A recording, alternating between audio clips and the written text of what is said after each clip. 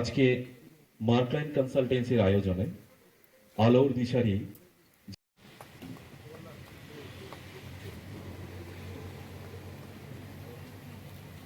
অতিথিকে মহাশয়কে অনুরোধ জানাবো।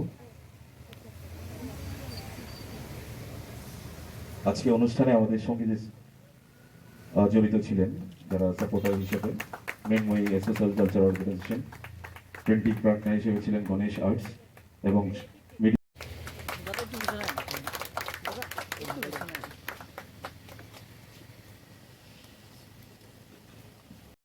অনুরোধ করবো আমাদের প্রধান অতিথি বিধায়ক শ্রী রতন চক্রবর্তী মহোদয়কে উত্তরে পড়িয়ে সম্মান জানানোর জন্য। আমরা যে অনুষ্ঠানের সূচনা করলাম, মার্কলাইন কনসালটেন্সি যাত্রা শুরু করেছিল 2012 থেকে। সুন্দর তৈরি হয়েছে। আমি সেদিন গিয়ে তাদের একটা অনুষ্ঠান জাস্ট তারা প্রস্তুতি নিচ্ছিল, সেই প্রস্তুতি দেখে আমি অবাক হয়ে গেছি। হারিয়ে যাওয়া শিল্প, কথা, গান, বাজনা, লোকগীতি, এইগুলো সব সেখানে ডিসপ্লে হবে। এছাড়া হাট হবে, কতগুলো গ্রামীণ হাট। সেখানে থাকবে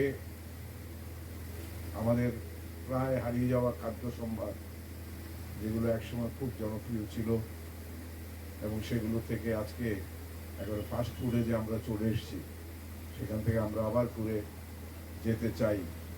সেই সমস্ত জিনিসগুলোকে আবার সামনের দিকে এনে মানুষের রোজগার বাড়ানো, যেমন তাদের খাদ্যাভ্যাস পাল্টানো, যেগুলো স্বাস্থ্যকর সুখাদ্য, সেগুলোকে আমরা সামনের দিকে আনার চেষ্টা করছি।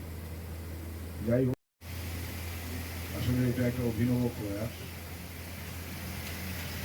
যারা যুগ যুগ ধরে নিজেদের পেশাগত দায়িত্ব বংশানুক্রমে চালিয়ে যাচ্ছে, আমরা তাদের কাছ থেকে তাদের বানানো দিয়া দিয়ে অন্ধকার মুক্ত আলো জ্বালাই।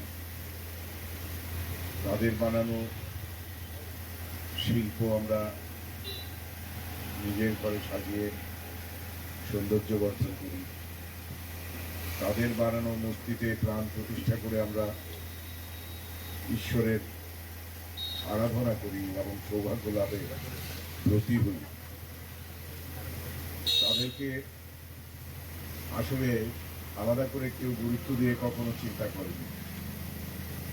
আমার খুবই ভালো লাগছে এবং আমি ধন্যবাদ জানাই মার্কলাইনকে যে তারা এই ধরনের উদ্যোগ নিয়ে এদেরকে সামনের সারিতে এনে সম্মানিত করার যে প্রয়াস নিয়েছেন, সেটা সত্যিই প্রশংসার দাবি রাখে। আমি আশা করব এর মাধ্যমে, কারণ এখানে এছাড়াও আরেকটা প্রতিষ্ঠান এখানে খুব ভালোভাবে এগিয়ে চলছিল, কিন্তু এটাও কি কারণে জানি না বন্ধ হয়ে আছে। এখানেও আমাদের এই রাজ্যের বিভিন্ন ধরনের শিল্পীরা, সেই মৃৎশিল্পী হোক বা অন্যান্য শিল্পীরাই হোক, তারা এসে কাজ করে খুব সুন্দর সুন্দর জিনিস এখানে তৈরি করেছেন। একটা হিডেন ট্রেজার, একটা লুক্কায়িত ঐশ্বর্যের তোষাখানা বলা যায়, সেটাও আজকাল কেন জানি বন্ধ হয়ে গেছে, জানি না। তো আমরা আশা করব সামনের দিনে এখানে আমরা একটা সংস্কৃতি গ্রাম গড়ে তুলছি।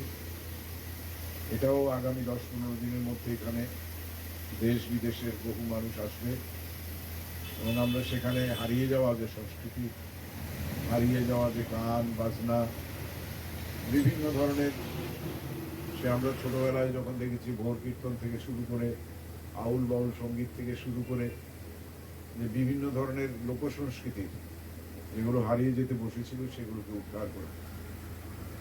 এবং সেক্ষেত্রেও আমরা চাই যে সেটার ব্যাপক প্রচার করে